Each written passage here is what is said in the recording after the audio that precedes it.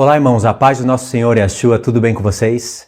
Hoje você vai aprender que o dízimo é uma coisa santa e que os homens e a religião converteram em coisas profanas. Converteram o dízimo em coisas profanas. Irmãos, o assunto do dízimo é um assunto totalmente espiritual, embora ele tenha uma base literal. É um assunto que muitas pessoas, na verdade eu acho que a maioria das pessoas ainda não tem conhecimento. Muitos irmãos já aprenderam que o dízimo é pertencente à antiga aliança e que na nova aliança não tem cobrança de dízimos. Mas muitos desses irmãos que perceberam isso, já é um bom caminho andado, eles ainda não perceberam que o dízimo, na verdade, ele é muito mais do que algo que se inicia lá no tempo da antiga aliança e simplesmente para. Ele se inicia como sombra e ele vem para o nosso tempo como uma realidade. Deus sabia de todas as coisas, sabia como os homens iriam usar o dinheiro, Deus sabia como os homens iriam ensinar isso para a igreja, mas Deus também deixou reservado na sua palavra grandes coisas a respeito desse assunto. Eu sei que muitos irmãos ainda têm dúvida, muitos irmãos talvez estejam congregando ainda em outros lugares e não sabem o que fazer. Está dando dízimo por motivo de consciência, mas no fundo tem dúvida. Não sabe se tem que dar ou se não. Então, através desse vídeo vai ficar bem claro para você que você não deve dar o dízimo, em hipótese alguma. Nem que se o pastor for um pastor bom. Porque o dízimo é uma coisa santa, pura diante do Senhor. Não é essa coisa profana que é ensinada nas igrejas. Toda vez que você ouvir a palavra dízimo, lembre-se também dessa palavra, primícias. Dízimo e primícias estão relacionados. Nunca se esqueça disso. Tem muitas pessoas que estão dando dízimo e nem sequer conseguem associar dízimo com primícias. A revelação desse assunto está à disposição para qualquer filho de Deus. Qualquer um. Qualquer pessoa que tenha uma Bíblia, que tenha um aplicativo de busca e que faça pelo menos 2 horas de pesquisa. A revelação está para todos. Se você tem uma Bíblia, tem um aplicativo de pesquisa e você tem vontade de estudar a palavra de Deus, tem vontade de obedecer com entendimento, você já poderia ter pleno conhecimento sobre esse assunto. Agora, se você quiser se aprofundar mais e conhecer a plena revelação do assunto, aí precisaria de, no máximo, 1 semana de estudo. Não precisa mais que isso para você aprender corretamente o que é o dízimo na palavra de Deus. Então, eu separei aqui alguns estudos. Eu separei aqui, nós vamos estudar isso em 4 passos. Na verdade, em 4 etapas. Aí na primeira etapa, eu vou deixar tudo isso daqui para vocês no comentário fixo. Então, lembre-se de olhar no comentário fixo, ali vai ter todos os textos que você vai poder usar.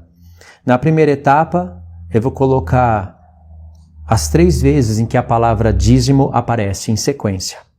Gênesis 14, Gênesis 28 e Levíticos 27. São as 3 vezes em que a palavra dízimo aparece na sequência. A palavra dízimo aparece antes do Sinai e depois do Sinai. Tanto antes como depois, a revelação espiritual e eterna é a mesma. É claro que depois do Sinai vai ter muitos acréscimos da parte do Senhor, mas o princípio vai ser o mesmo. Na segunda etapa, nós vamos ver a palavra primícias. E aí eu separei também 3 passos. Na primeira etapa, 3 passos. E na segunda etapa, 3 passos. Gênesis 4, Gênesis 49. E o terceiro passo, eu coloquei aqui 4 textos. Aí na terceira etapa, nós vamos estudar sobre as festas. É coisa rápida, não demora muito. Nós vamos focar na festa do Pentecoste, na festa dos tabernáculos. E na 4ª etapa, nós vamos ver como o maior dos apóstolos interpretou a palavra dízimo e a palavra primícias no Novo Testamento. Então, irmãos, vocês vão seguir esses passos, vocês vão anotar esses textos, vocês vão ler e verificar, e vocês vão comprovar a grandeza desse assunto. E como muitos pastores, muitas pessoas, ainda que sinceros no coração, alguns deles, a minoria mesmo, ainda que com sinceridade no coração, estão fazendo de maneira errada e, além de estar bloqueando a revelação da palavra dízimo, da palavra primícias, na mente de muitos irmãos. Então vamos fazer assim.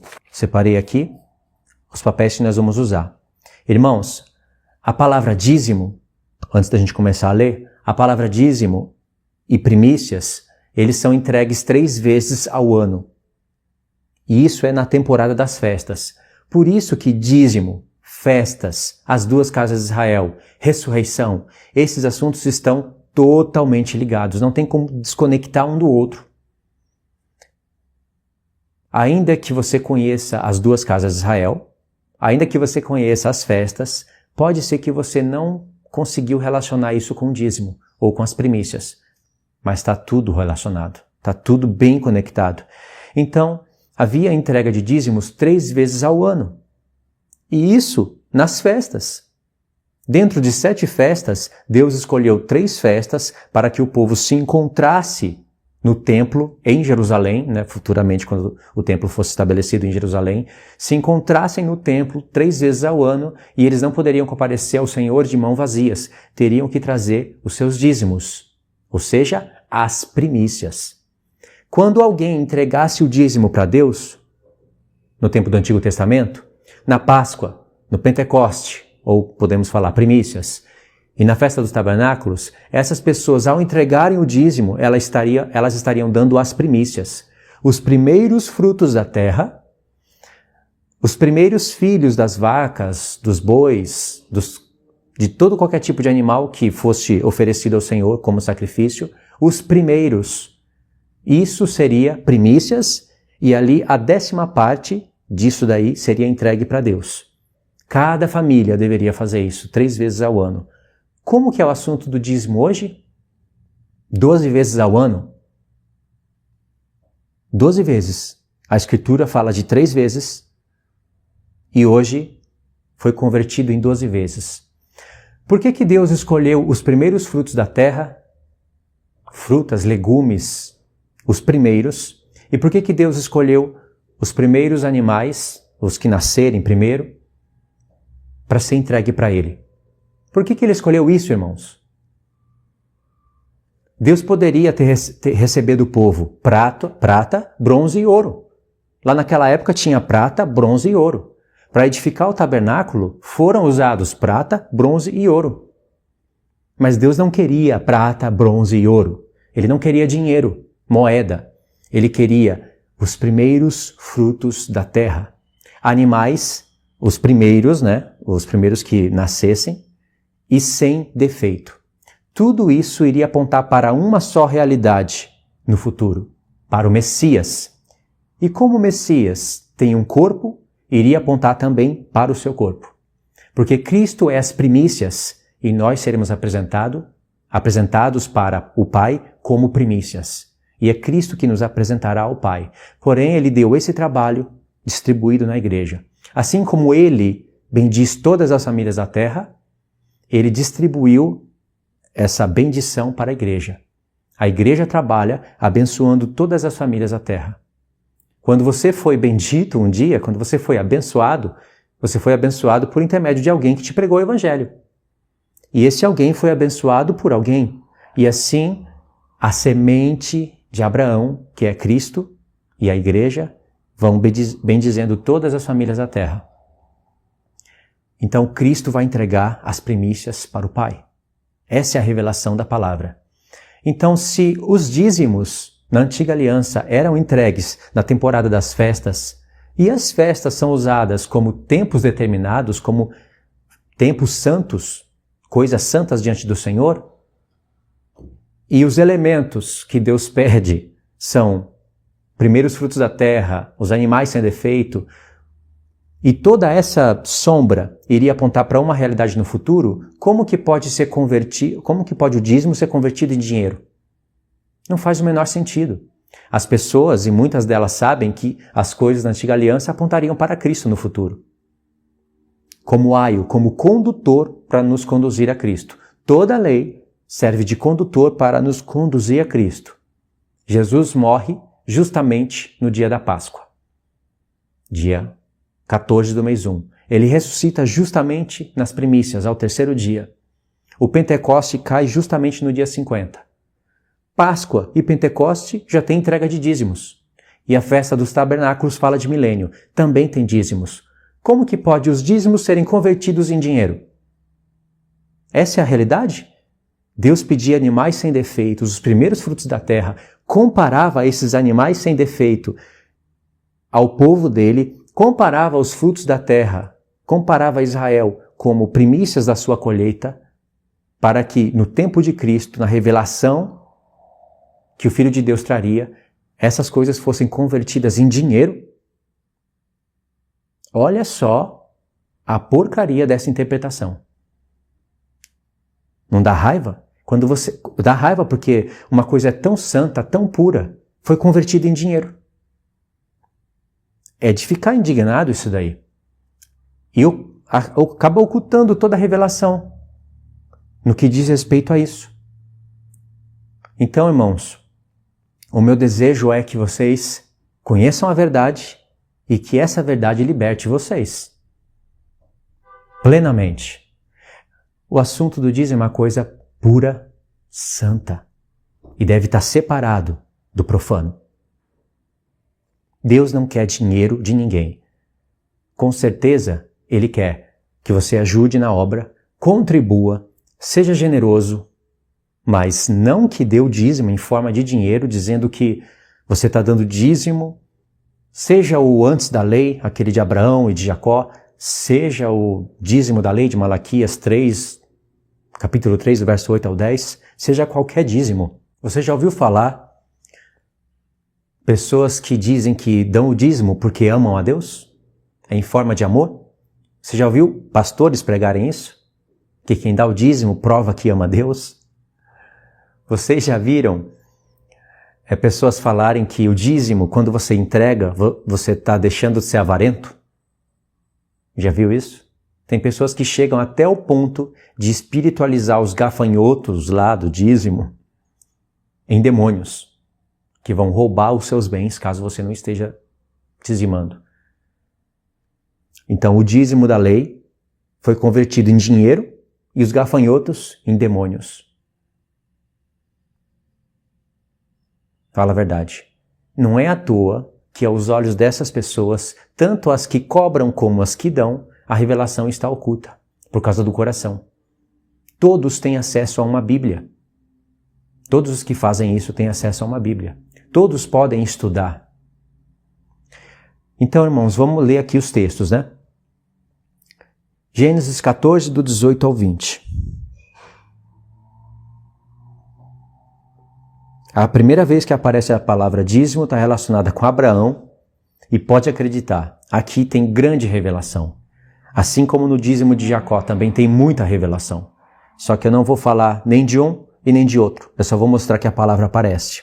Então vamos ler Gênesis 14, a partir do verso 18 até o 20. Melquisedeque, rei de Salém, trouxe pão e vinho. Era sacerdote do Deus Altíssimo. Quando ele saiu ao encontro de Abraão, quando Abraão estava voltando da guerra, Melquisedeque veio ao encontro e trouxe pão e vinho. Olha só o cenário espiritual. Verso 19. Abençoou ele a Abraão e disse: Bendito seja Abraão pelo Deus Altíssimo, que possui os céus e a terra. E bendito seja o Deus Altíssimo, que entregou os teus adversários nas tuas mãos. E aí, o texto diz: E de tudo lhe deu a Abraão o dízimo. Pronto, 2 versos. Aí, você já viu pessoas usando isso daqui para dizer que nós temos que dar o dízimo de Abraão e não o dízimo da lei? É o dízimo de Abraão que tem que dar. Agora, as perguntas. Quem que é Melquisedeque? Abraão deu o dízimo do quê? E o que Melquisedeque fez com esse dízimo? São perguntas que essas pessoas não querem nem saber. Eles dizem que aqui o que recebeu dízimo é um ser eterno, então o dízimo de Abraão é superior ao dízimo da lei, então nós teríamos que dar o dízimo de Abraão. Irmãos, é uma interpretação profana. Profana essa interpretação. E a revelação está no contexto. O contexto seria você ler Gênesis 14 inteiro, meditando, prestando atenção no que o escritor de Hebreus falou no Novo Testamento em relação a esse ponto, e depois ler Gênesis 15, quando Deus vai fazer as promessas para Abraão. Porque as promessas que Deus fez a Abraão foi baseada nesses atos aqui. Deus se agradava muito de Abraão. Então essa foi a primeira vez que apareceu. Vamos ver a segunda, Gênesis capítulo 28. Jacó, tendo se levantado cedo de madrugada, tomou a pedra que havia posto por travesseiro e a erigiu em coluna, sobre cujo topo entornou azeite. E o lugar dessa cidade, que outrora se chamava Luz, Jacó lhe deu o nome de Betel. Fez também Jacó um voto, dizendo: se Deus for comigo e me guardar nesta jornada que empreendo, e me der pão para comer e roupa para que me vista, de maneira que eu volte em paz para a casa do meu pai, então o Senhor será o meu Deus, e a pedra que erigi por coluna será a casa de Deus. E de tudo quanto me concederes, certamente eu te darei o dízimo. Eu já vi interpretações carnais em cima desse texto também. Jacó estava barganhando com Deus, né? Se Deus me der isso, e me der aquilo, e me der aquilo outro, aí ele vai ser o meu Deus e aí eu vou dar o dízimo. Mas a questão aqui é que Jacó prometeu dar o dízimo para Deus. Só que você tem que olhar para o contexto e se fazer perguntas. No contexto, Jacó teve um sonho profético que diz respeito a realidades futuras. Como que pode, a partir do verso 18, quando ele acorda desse sonho, ele fazer coisas que seriam convertidas para o nosso tempo como dinheiro? Então, Jacó prometeu dar o dízimo. Quando que ele deu o dízimo? Ele prometeu que daria o dízimo e, de fato, ele deu o dízimo. E o dízimo que Jacó vai dar é relacionado com os seus filhos, com as 12 tribos, nas quais Deus vai pedir o dízimo para todo Jacó, para todo o Israel. Jacó vai ter uma luta com um anjo.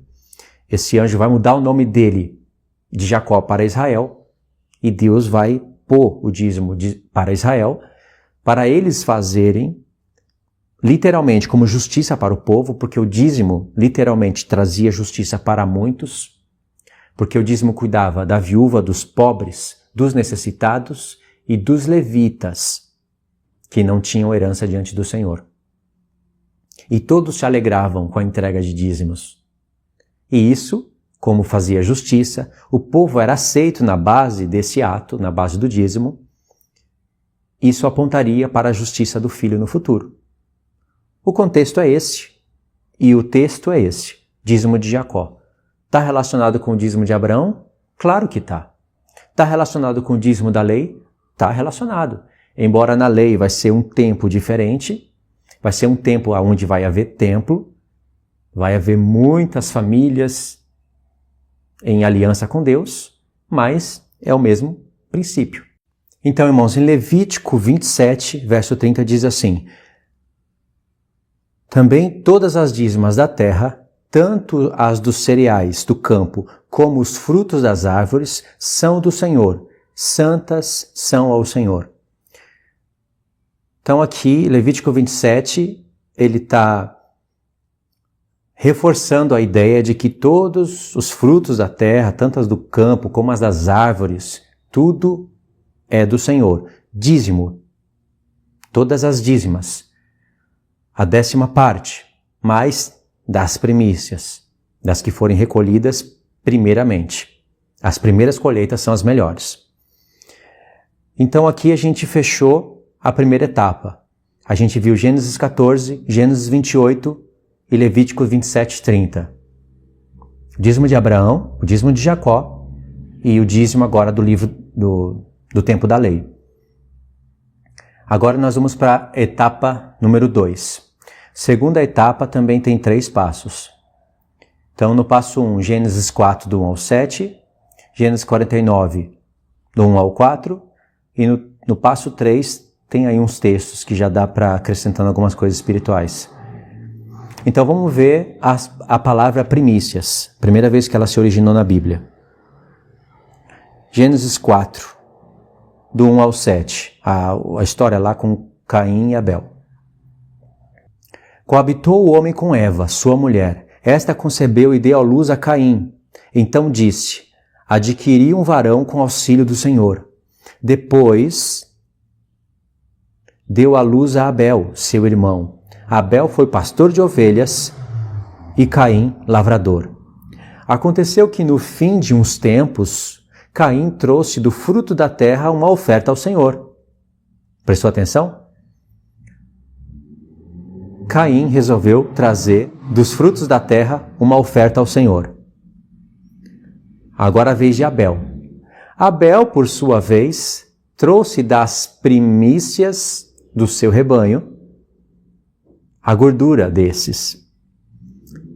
Agradou-se o Senhor da oferta de Abel, ao passo que de Caim não se agradou. Da oferta de Caim não se agradou. Irou-se, pois, sobremaneira Caim, e descaiu-lhe o semblante. Então o Senhor disse: por que andas irado? E por que se descaiu o seu semblante? Olha só a palavra do Senhor. Se procederes bem, não é certo que serás aceito? Se todavia procederes mal, eis o pecado jaz à porta. O seu desejo será contra ti, mas a ti cumpre dominá-lo. Então, nesse texto do verso 7, o que é proceder bem e proceder mal? Se a gente presta atenção na leitura, a gente vai ver que Caim, ele trouxe uma oferta para Deus, da gordura do seu rebanho. Só que ele deveria ter trazido as primícias, os primeiros filhos que nascem. O melhor ele deveria ter entregue para Deus.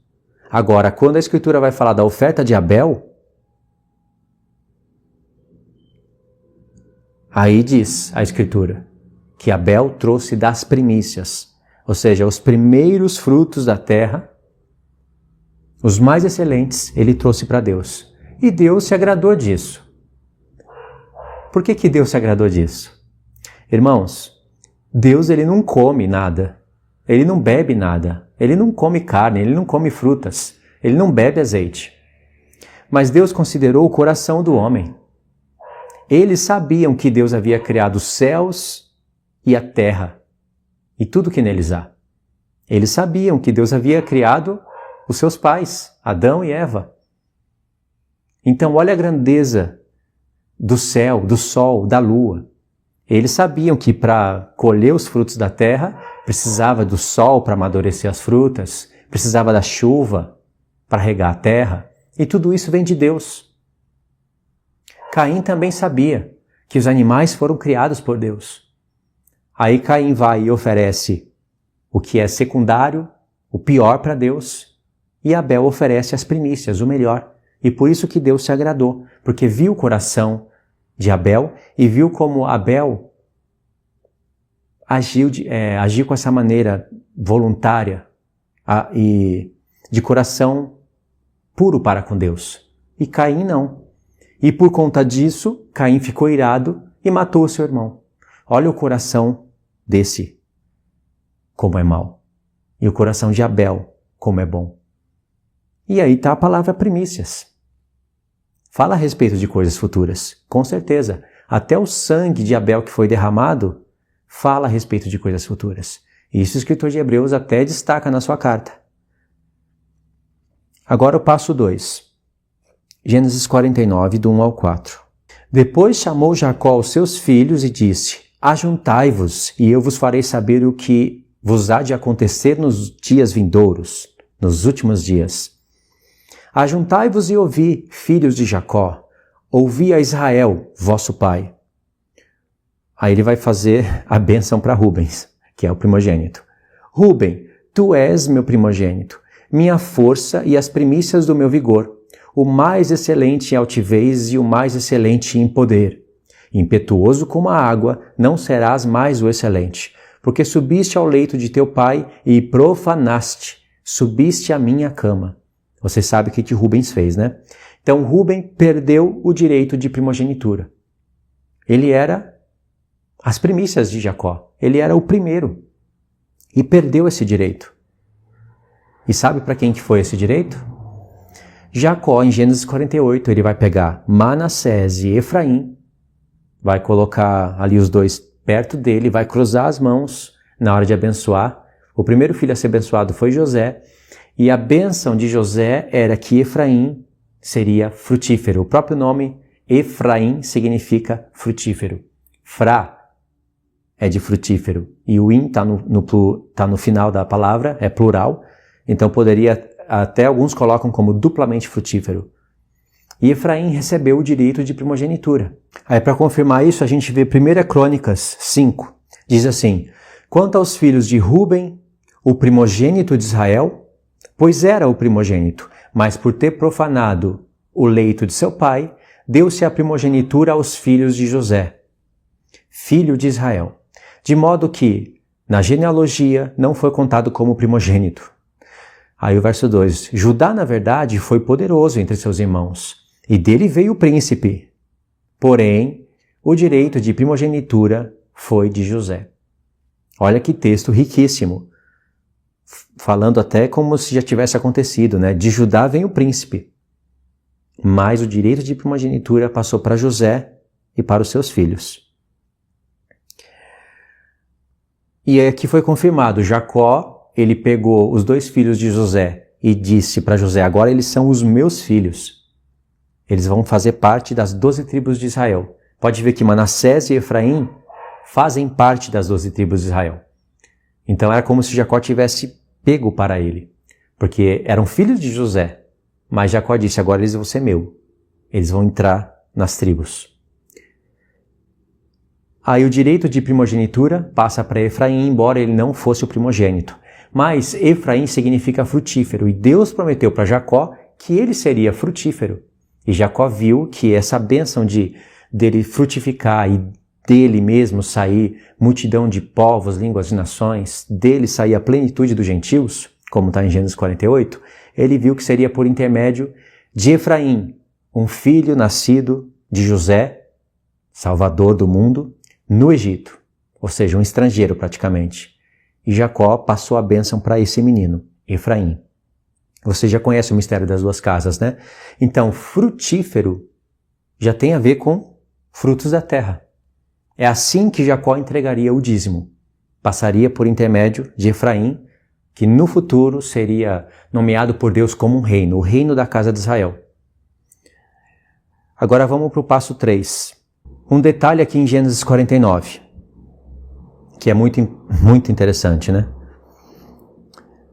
Em Gênesis 49, diz assim, Rubens, tu és o meu primogênito, minha força e as primícias do meu vigor. A palavra primícias é a palavra reshit. É aquela palavra lá de Gênesis 1, verso 1, bereshit.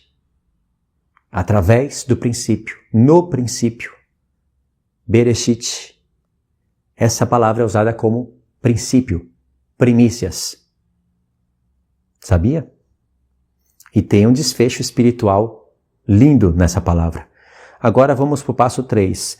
Êxodo 34, verso 26. As primícias dos primeiros frutos da tua terra trarás à casa do Senhor. Deus falando, as primícias dos primeiros frutos da tua terra trarás à casa do Senhor. E quando eles trouxessem as primícias, era para ser entregue como dízimo. A palavra primícias aqui é a palavra reshit, usada como primícias. As outras palavras que eu li, que nós vamos ler como primícias, nem sempre vai estar a palavra reshit, vai estar uma outra palavra. Só que essa palavra aqui é do hebraico e Deus criou para fazer conexão com o seu filho e com o corpo do seu filho. Agora a gente pode ler Levíticos 23:10. Só esse texto. fala aos filhos de Israel e dize-lhes: quando entrardes na terra que vos dou e cegardes a sua messe, então trareis um molho das primícias da vossa messe ao sacerdote. Aí lê o verso 11 também. Este moverá o molho perante o Senhor, para que sejais aceito. A palavra primícias aqui é a palavra reshit. Então, em Gênesis 1, verso 1, está escrito: no princípio criou Deus os céus e a terra. Esse princípio, que está no português, dá uma ideia apenas de início, apenas de um começo. Mas a palavra ali no hebraico é muito mais ampla. E não deveria estar traduzido na nossa Bíblia, nem em Gênesis e nem em João 1, verso 1. No princípio. Tipo, num começo, num princípio, Deus, no início de tudo, Deus fez os céus e a terra. Não deveria estar traduzido assim. Deveria estar traduzido do jeito que era para estar traduzido. Através do princípio, Deus criou os céus e a terra. Ou pelo princípio, Deus criou os céus e a terra. Dá para entender que seria um início, mas você iria entender que foi através desse princípio que foram criados os céus e a terra. Quando Paulo leu isso em Gênesis 1, depois leu as festas onde Deus pedia as primícias para o povo, sendo usada a palavra reshit, e viu a conexão que Deus vai fazer entre primícias, frutos saindo, brotando da terra, nascendo da terra, relacionados ao cabeça e ao povo, Paulo entendeu que Cristo era aquele princípio. Vamos lá em Colossenses 1. A partir do verso 15. Este é a imagem do Deus invisível, o primogênito de toda a criação. Pois nele foram criadas todas as coisas, nos céus e sobre a terra, as visíveis e as invisíveis, sejam tronos, sejam soberanias, quer principados, quer potestade, tudo foi criado por meio dele e para ele. Olha o que ele disse no verso 16, que eu acabei de ler. Nele foram criadas todas as coisas que há nos céus e na terra. Nele foram criadas as coisas que há no céu e na terra, como se ele fosse o cabeça de tudo. Verso 17. Ele é antes de todas as coisas, nele tudo subsiste. Ó, o verso 18. Ele é a cabeça do corpo da igreja. Ele é o princípio. Ele é o princípio. Um verso antes ele falou, nele foram criadas tantas as coisas que há no céu e na terra. E Paulo fala, ele é o princípio. Está vendo Gênesis 1 aqui? No princípio, Deus criou os céus e a terra. Ou seja, através de Cristo, por meio de Cristo e para Cristo, foram criadas as coisas que há no céu e as coisas que há na terra. Deixando ele como cabeça de tudo, e Paulo até viu que Deus deu a igreja como o corpo dele e colocou todas as coisas debaixo dos pés da igreja. Olha que revelação, irmãos. E essa palavra princípio vai ser relacionado com primícias, dízimos. De fato, Cristo é as primícias. Paulo fala disso em outra carta. Então a gente fechou agora a segunda etapa.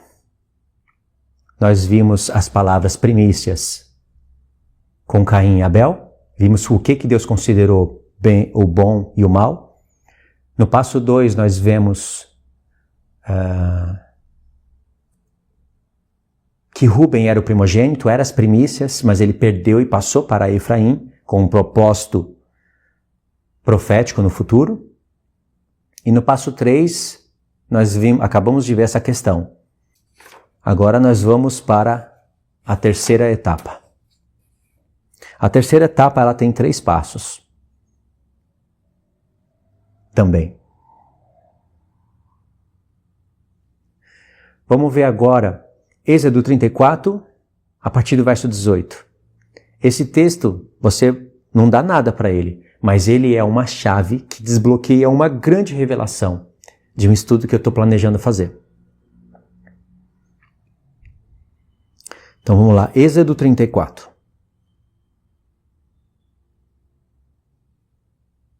A partir do verso 18. Guardarás a festa dos pães asmos. 7 dias comerás pães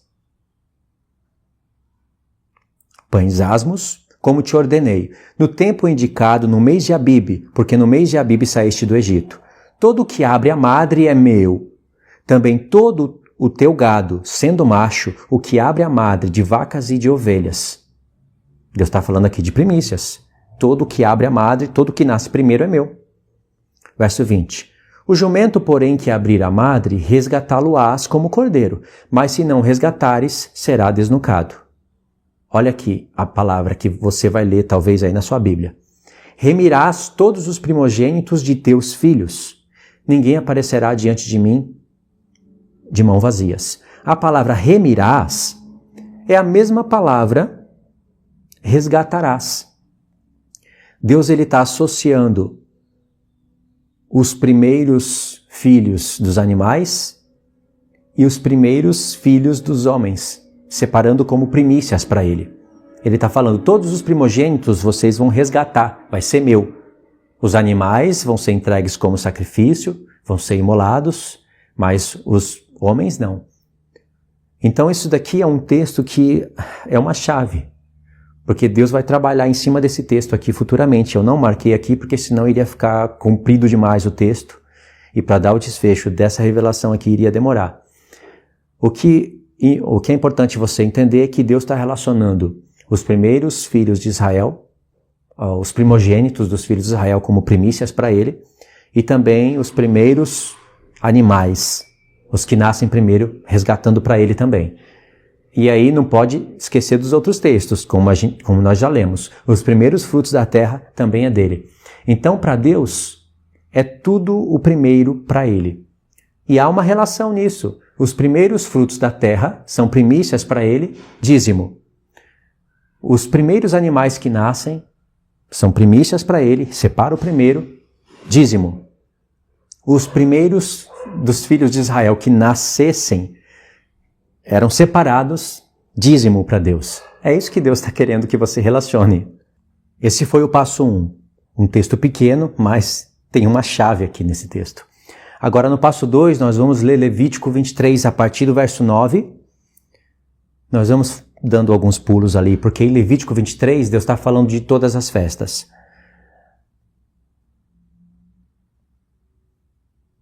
A partir do verso 9 diz assim, ele já falou da festa da Páscoa, dos asmos, das primícias, e agora ele vai falar da festa do Pentecoste.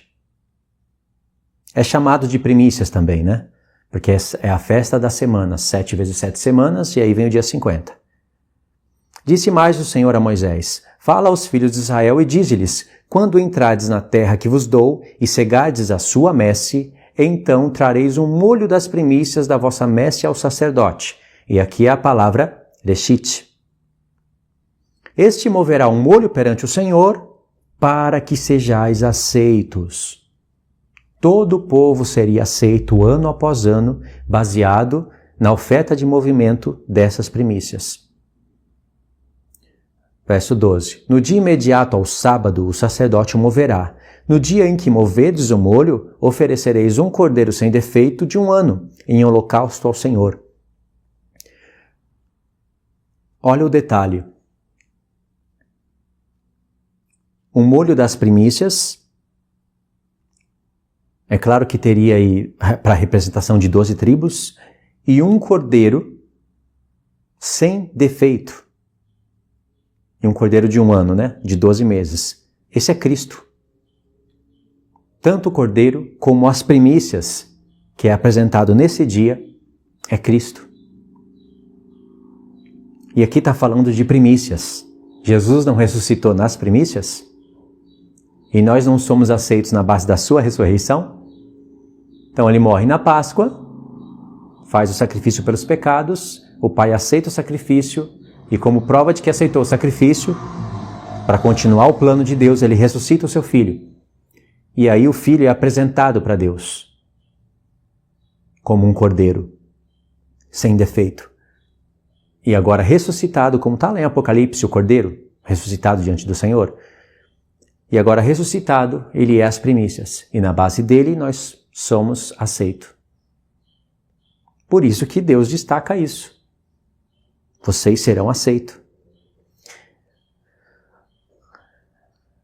E aí, irmãos, a gente leu do 9 ao 12, né? Verso 15.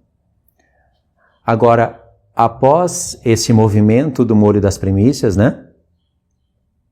Que apontaria para a ressurreição do Filho, no verso 15 diz o seguinte: contarei para vós outros, desde o dia imediato ao sábado, desde o dia em que trouxedes o molho da oferta movida, 7 semanas inteiras serão, 7 vezes 7. Até o dia imediato ao 7º sábado, contareis 50 dias. Então trareis nova oferta de manjares ao Senhor. Depois desse terceiro dia no qual o Filho ressuscitaria, teria Pentecoste, não teria? E aconteceu um evento profético no Pentecoste. E as coisas que aconteceram lá no Novo Testamento, elas estão aqui, com alguns detalhes que não aparecem lá. Verso 17. Das vossas moradas trareis 2 pães para serem movidos. De 2 dízimas de 1 efa de farinha serão. Levedados se cozerão. São primícias ao Senhor. 2 pães com fermento e são primícias para o Senhor. Já foi, a morte do Filho já foi, a ressurreição também. No dia do Pentecoste, o que acontece? O Espírito Santo é derramado sobre os judeus primeiramente. E depois, você vai ver lá no livro de Atos, que o Espírito Santo começa a ser derramado sobre os gentios. Judeus e gentios, esses são os 2 pães. Por isso que tem fermento.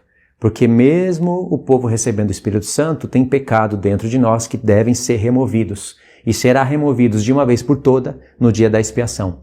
Por isso que tem dia da expiação, mesmo depois da Páscoa, mesmo depois das primícias. Olha o verso 18. Com o pão oferecereis 7 cordeiros sem defeito de 1 ano, e 1 novilho e 2 carneiros. Holocaustos serão para o Senhor, com a sua oferta de manjar e as suas libações por oferta queimada de aroma agradável ao Senhor. Também oferecereis um bode para a oferta pelo pecado, e 2 cordeiros de 1 ano por oferta pacífica. Esse bode de oferta pelo pecado fala do Filho. Não dá para explicar aqui o porquê do bode, mas fala do Filho. E esses 2 cordeiros, é 1 para cada casa, também fala do Filho. O bode é porque Cristo se fez pecado. O cordeiro sem defeito é porque mostra a perfeição dele. E são 2 porque é 1 para cada casa de Israel. Olha o verso 20. Então o sacerdote os moverá com o pão das primícias. Nova oferta de movimento.